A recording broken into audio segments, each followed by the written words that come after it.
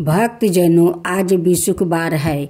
आप सुनेंगे वैकुंठ चतुर्थी व्रत कथा, साथ में सुनेंगे विष्णु भगवान की आरती। भक्तजनों, आज आप सुनेंगे अगहन माह की 5 कथा। पुराने के माता अनुसार एक बार विष्णु देव महादेव का पूजन करने के लिए काशी आए। वहाँ मानिकनीर का घाट पर स्नान करके उन्होंने 1000 कमल पुष्प से भगवान विश्वनाथ के पूजन का संकल्प किया।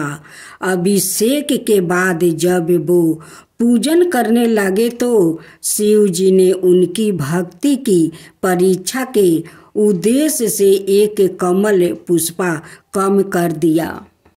भगवान श्री हरि को पूजन की मूर्ति के लिए 1000 कमल पुष्पा चढ़ाने थे। 1 पुष्प की कमी देखकर उन्होंने सोचा, मेरी आँखों भी तो कमल के ही समान है, मुझे कमल नयन तथा पुरानी कच्छ कहा जाता है। यह विचार कर भगवान विष्णु अपनी कमल समान आँखें चढ़ाने को प्रस्थित हुआ। विष्णु जी की इस अगाध भक्ति से प्रसन्न होकर देव महादेव प्रकट होकर बोले, हे विष्णु, आपके समान संसार में दूसरा कोई मेरा भक्त नहीं है। आज की यह कार्तिक शुक्ल चतुर्थी अब वैकुंठ चतुर्थी कहलाएगी और इस दिन व्रत पूर्वक जो पहले आपका पूजन करेगा उसे वैकुंठ लोक की प्राप्ति होगी।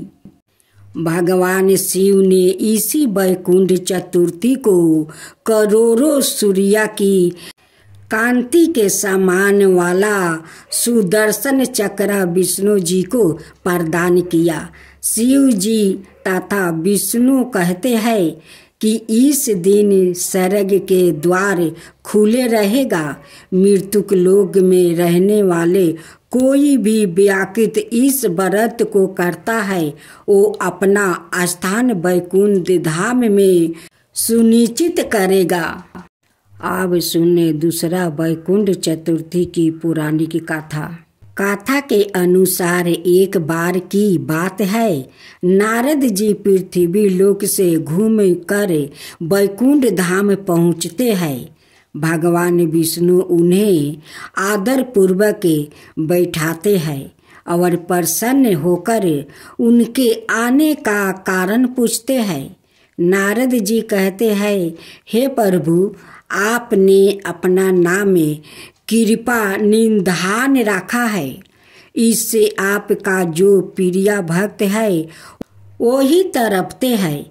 जो समना नर नारी है वो वंचित रह जाते हैं। इसलिए आप मुझे कोई ऐसा सरल मार्ग बताइए जिससे समना भक्त भी आपकी भक्ति कर मुक्ति पा सके। यह सुनकर विष्णु जी बोले, हे नारद, मेरी बात सुनो। कार्तिक शुक्ल पक्ष की चतुर्थी को जो नर नारियां व्रत का पालन करेगा और श्रद्धा भक्ति से मेरी पूजा अर्चना करेगा, उनके लिए स्वर्ग के द्वार साक्षात खुले होंगे। इसके बाद विष्णु जी जय विजय को बुलाते हैं और उन्हें कार्तिक चतुर्थी को स्वर्ग के द्वार खोला रखने का आदेश देते हैं। भगवान विष्णु कहते हैं कि इस दिन जो भी भक्त मेरा थोड़ा सा भी नाम लेकर पूजा करेगा वो वैकुंठ धाम को प्राप्ति करेगा। अब तीसरा कथा। जब पापी धनेश्वर ब्राह्मण को हुए वैकुंठ धाम की प्राप्ति। धनेश्वर नाम का एक ब्राह्मण था जो बहुत बुरे काम करता था। उसके ऊपर कई पाप थे। एक दिन वो गोदावरी नदी में स्नान के लिए गया। उस दिन वैकुंठ चतुर्थी थी। कई भक्त जन उस दिन पूजा अर्चना कर गोदावरी घाट पर आए थे। उस भीड़ में धनेश्वर भी उन सभी के साथ था। इस प्रकार उन्हें श्रद्धालुओं के स्पर्श के कारण धनेश्वर को भी पुण्य मिला। जब उसकी मृत्यु हो गई तब उसे यमराज लेकर गया और नरक में भेज दिया। तब भगवान विष्णु ने कहा, यह बहुत पापी है, पर इसने वैकुंठ चतुर्थी के दिन गोदावरी स्नान किया है और श्रद्धालुओं के पुण्य के कारण इसके सभी पाप नष्ट हो गया है, इसलिए इसे वैकुंठ धाम मिलेगा। अंत धनेश्वर को वैकुंठ धाम की प्राप्ति हुई। भक्त जनों, आज आप सुने विष्णु भगवान की आरती और उसके साथ में कथा। ओम जय जगदीश हरे, स्वामी जय जगदीश हरे। भक्तों जन के संकट क्षण में दूर करे। ओम जय जगदीश हरे। जो धावे फल पावे, दुख विनाश मन का। सुख संपत्ति घर आवे, कष्ट मिटे तन का। ओम जय जगदीश हरे। माता पिता तुम मेरे, शरण कहूँ मैं किसकी। तुम बिना और न दूजा, आस करूं किसकी। ओम जय जगदीश हरे।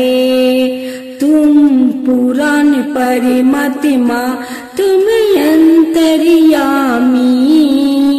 पार ब्रह्म परमेश्वर, तुम सबके स्वामी। ओम जय जगदीश हरे। तुम करुणा के सागर, तुम पालन करता। मैं सेवक तुम स्वामी, कृपा करो भक्तो।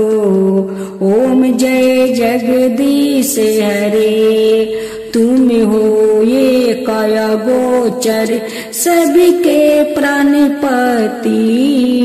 किसी विधि मिलू दयामा, तुमको मैं कुमति।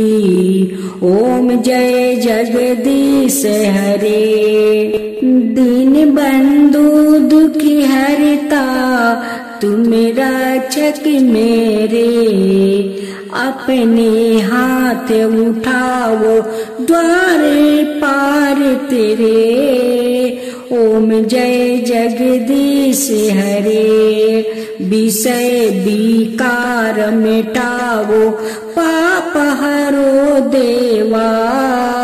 श्रद्धा भक्ति बढ़ाओ, संतन की सेवा। ओम जय जगदीश हरे। श्री जगदीश जी की आरती जो कोई नरि गावे। कहत शिवानंद स्वामी, सुख संपत्ति पावे। ओम जय जगदीश हरे। स्वामी जय जगदीश हरे। स्वामी जय जगदीश हरे।